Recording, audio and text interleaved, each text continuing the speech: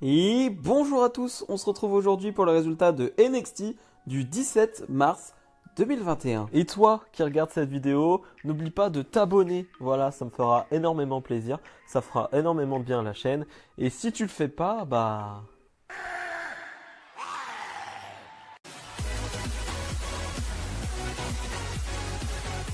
On ouvre le show avec une promo du champion NXT, Finn Balor, qui va nous rappeler qu'il a battu Pete Dunne, qu'il a battu Kyle O'Reilly, qu'il a battu Adam Cole, et donc qu'il n'a absolument pas peur de Karrion Kross. Karrion Kross qui va arriver avec Scarlett Bordeaux, et la promo est très courte, hein. Ils se disent pas grand chose, hein. Il n'y a pas énormément de mots échangés entre les deux, mais tu sens de la tension, tu sens de l'animosité, et c'est ce que j'aime. Voilà, j'aime vraiment ça. Un Finn Balor qui va dire à Karrion Kross, tu marches comme un champion, tu parles comme un champion, mais il n'y a qu'un champion ici, c'est Finn Balor. Et voilà, c'est des petites phrases comme ça qui sont très faciles, hein. C'est du vu et revu, mais j'adore, vraiment j'adore. Et comme je le dis, il y a une vraie tension entre les deux. Et j'aime ça, une Scarlett Bordeaux qui va entourer ça en parlant derrière. Et pareil, elle a un rôle très intéressant dans ce moment-là. On va voir Oni Lorcan et Danny Burch qui vont arriver. Scarlett Bordeaux va un peu les manipuler pour leur donner en fait un match ce soir et un match donc 2 contre 2, Kyle O'Reilly, pas Kyle O'Reilly, Karrion Kross et Finn Balor face à Lorcan et Danny Burch. Un match qui sera pour les titres par équipe. Alors on en reparlera, on aura le temps d'en reparler, on en reparler de ce match. Mais voilà, en tout cas c'était une belle promo pour commencer ce show. Et un match qui va être le main event du prochain takeover qui, voilà, on sent qu'il y a de l'intention. On sent qu'il y a un enjeu en fait tout simplement. Et ça c'est important. Austin Theory face à Dexter Lumis. J'ai pas grand chose à dire sur ce match parce que le match va commencer et on va avoir une pub. C'est-à-dire la pub où on voit le match, hein, c'est la picture in picture, je crois, où tu as la pub d'un côté et le match de l'autre. Donc commencer déjà ce match dans ces conditions, ok, vraiment c'est en mode on s'en fiche du match. Donc clairement, bah, ça me donne pas envie de m'intéresser au match. Après la pub, ce qu'on voit sur le ring, c'est décent, c'est correct, il n'y a pas grand chose à en dire. Dexter Lumis va faire abandonner Austin Theory. Mais voilà, c'est vrai que j'ai pas trop apprécié le moment où tu commences un match et t'as la pub directement. C'est pas terrible. Un Dexter Lumis qui continue à être dans la course au titre nord-américain de Johnny Gargano. Promo de Adam Cole. Adam Cole qui va encore une fois s'en prendre à Kyle O'Reilly, mais cette fois-ci avec des mots. Voilà, il nous dit en fait, bah viens Kyle O'Reilly, en fait, viens tout simplement, viens on règle ceci maintenant sur le ring. J'en ai marre d'attendre. William Regal va arriver, va dire que Kyle O'Reilly n'est pas là ce soir et que, bah, dû aux attaques qu'ils ont eues l'un envers l'autre, bah, Kyle O'Reilly est encore blessé à la nuque et donc ne peut pas encore combattre, il n'est pas cleared encore pour combattre. On va voir Kyle O'Reilly sur un écran qui va dire, voilà, t'as essayé quand même de finir ma carrière, de mettre un terme à ma carrière, alors que ça fait 11 ans qu'on est amis, et ça, voilà, je te pardonnerai jamais, c'est fini. Et il promet de frapper et de détruire Adam Cole. Adam Cole qui va dire, en fait, tu n'y arriveras pas si j'y arrive avant toi et si je te trouve avant. Voilà, la promo va se terminer là-dessus. On continue là aussi sur de la tension et c'est très bien. C'est très bien comme ça, on fait monter la tension, on fait monter tout ça et c'est cool. Legado del Fantasma face à Breezango. Un bon match par équipe, mais je n'ai pas grand chose à en dire. C'est surtout l'après-match qui va être intéressant. Les Legado del Fantasma vont remporter ce match, hein. Donc Breezango, qui ne remporte quand même pas beaucoup de matchs dans cette division par équipe. Ils sont là un peu pour le star power, pour le fun. Mais en soi, voilà, c'est pas une équipe très importante du côté de NXT. Et surtout, l'après-match où Jordan Devlin, le vrai champion Cruiserweight, va faire face au champion par intérim, Santos Escobar. Je sais pas si on peut appeler ça comme ça. Jordan Devlin, hein, si je peux vous le rappeler, qui était le champion Cruiserweight, mais avec la pandémie qu'il y a eu, il n'a pas pu retourner aux États-Unis. Et donc, on a couronné un autre champion. Sauf que Jordan Devlin maintenant est là et donc il fait face à Santos Escobar. Il va même l'attaquer et ça nous promet un match. Alors je suppose qu'il sera au prochain takeover, mais champion contre champion, ça va être du lourd. Ça va vraiment être du lourd. J'ai bien aimé aussi l'attitude de Escobar qui va dire à ces deux hommes, c'est bon, je m'en occupe, ne vous occupez pas de Jordan Devlin. Moi je vais lui faire face. J'ai bien aimé cette attitude.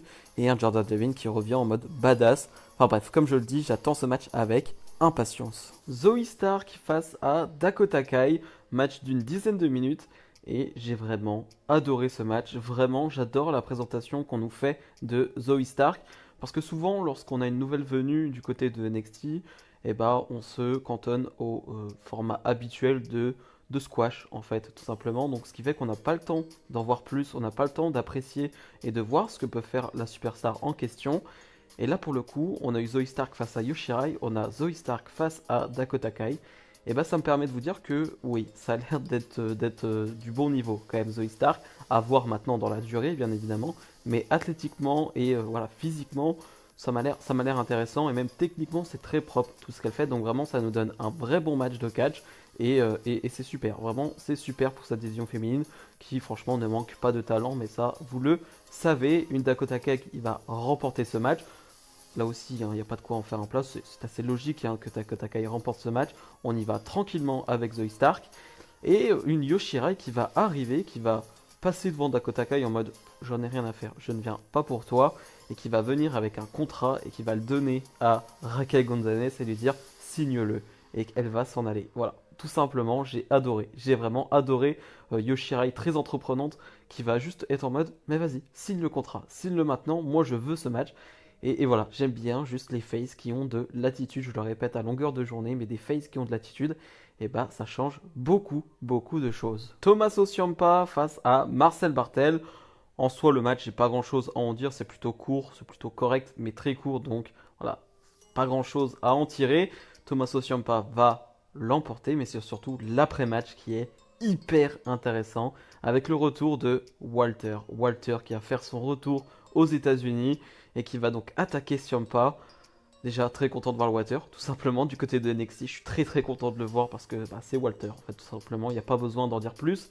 Et est-ce qu'ils vont nous préparer un Walter Tommaso Ciampa au prochain takeover? Je sais pas, mais en tout cas j'aimerais bien, vraiment j'aimerais bien. Juste de voir Walter, de voir son entrée, ça m'a redonné le sourire, vraiment, ça m'a donné le sourire plutôt. Mais ouais, j'ai hâte, en fait j'ai hâte de voir tout ce qu'ils vont faire avec Walter. Il y a tellement de dream match possibles du côté de NXT avec Walter. Voilà, ça a été un peu interrompu, cette possible arrivée de Walter. Voilà, on se rappelle avec Finn Balor, tout ça, à cause de la pandémie. Mais là, si on a un Walter Thomas Ciampa à TakeOver, c'est un grand oui. LA Knight fait ses débuts sur le ring du côté de NXT face à un jobber. Je disais pour Zoe Stark qui elle a eu vraiment des gros matchs et ce qui fait que j'ai pu la juger. Là c'est un squash, hein, donc je n'ai pas jugé les aptitudes sur le ring de LA Knight. Par contre, quel physique, je m'y attendais vraiment pas quand je l'ai vu en chemise, en costard. Bon, je me semblait être un gars lambda, entre guillemets. Par contre, le physique incroyable, qu'est-ce qu'il est baraque en fait. Je le voyais pas aussi musclé, hein, je le voyais pas aussi costaud, en fait, tout simplement. Bref, il va remporter ce match et il y a toujours cette histoire avec Bronson Reed, hein, une première feud du côté de NXT pour LA Knight. On verra bien où ça nous mène. Le main event, donc, Oney Lorcan et Danny Burch défendent leur titre par équipe face à Finn Balor, le champion NXT, et son challenger Karrion Kross. Le match est correct, je vais pas en dire plus. Mais je voulais en parler, c'est que c'est du booking qu'on peut voir du côté de Raw ou de SmackDown. C'est du booking Vince McMahon et pas du bon Vince McMahon. Ce côté, le challenger et le champion vont faire équipe. C'est ce qu'on voit avec Sasha Banks et Bianca Belair. C'est ce qui gâche cette feud à mon goût. En tout cas, vraiment, c'est quelque chose qui ne me fait pas être investi dans cette feud. Et là, pour le coup, c'est ce qu'ils nous font avec Karrion Kross et Finn Balor parce que ils vont jouer sur le fait qu'ils vont avoir de la mauvaise communication dans ce match jusqu'à la fin où Finn Balor va s'en prendre sans faire exprès à Scarlett Bordeaux, ce qui va énerver Karrion Kross, qui va détruire Finn Balor. Danny Burch et Oney Lorcan vont en profiter, ils vont donc gagner ce match et conserver ce titre. Et voilà, c'est vraiment le problème. On joue sur de la mauvaise communication. On voit ça depuis des années du côté de Raw, SmackDown, et c'est vraiment pas ce que je veux du côté de NXT. Attention NXT de ne pas devenir comme Raw ou SmackDown. Déjà, ces derniers temps, il y a beaucoup d'overbooking, il y a beaucoup de fins de match catastrophiques qui me font rappeler des fins de match du côté de Raw ou de SmackDown. Et là, on nous fait vraiment un booking Raw SmackDown. Et vraiment, je ne veux pas ça. Vraiment, je ne veux pas ça pour NXT. J'espère que c'était juste le temps d'une soirée, que c'était voilà, pour essayer de mettre un peu plus de tension entre Karrion Kross et Finn Balor, même si moi je n'aime pas ça vraiment. Je n'aime pas ce truc de mauvaise communication de Finn Balor qui attaque malencontreusement Scarlett Bordeaux, ce qui fait que voilà, Karrion Kross va être énervé. J'aime pas ça, j'espère que c'est juste une soirée, parce que sinon ça va m'énerver. Encore un très bon épisode de NXT, bien évidemment, avec une fin qui me laisse un goût amer, comme je vous l'ai dit, hein, je ne vais pas me répéter, mais voilà, ça me laisse vraiment un goût amer. Et une carte du prochain NXT TakeOver qui est en train d'être exceptionnel. Vraiment, je vais pas vous refaire la liste de tous les matchs, on aura le temps d'en reparler d'ici là. Je crois que c'est dans 3 semaines hein, quand même, donc c'est assez rapide. Mais ça va être exceptionnel. Il n'y a que des dingueries, il n'y a vraiment que des matchs de folie. Et on a eu le retour de Walter, donc franchement, que demander de plus? Si vous avez aimé cette vidéo, comme d'habitude, n'hésitez pas à mettre le petit pouce bleu et à vous abonner. Nous, on se retrouve dans la semaine pour d'autres vidéos. Salut, salut!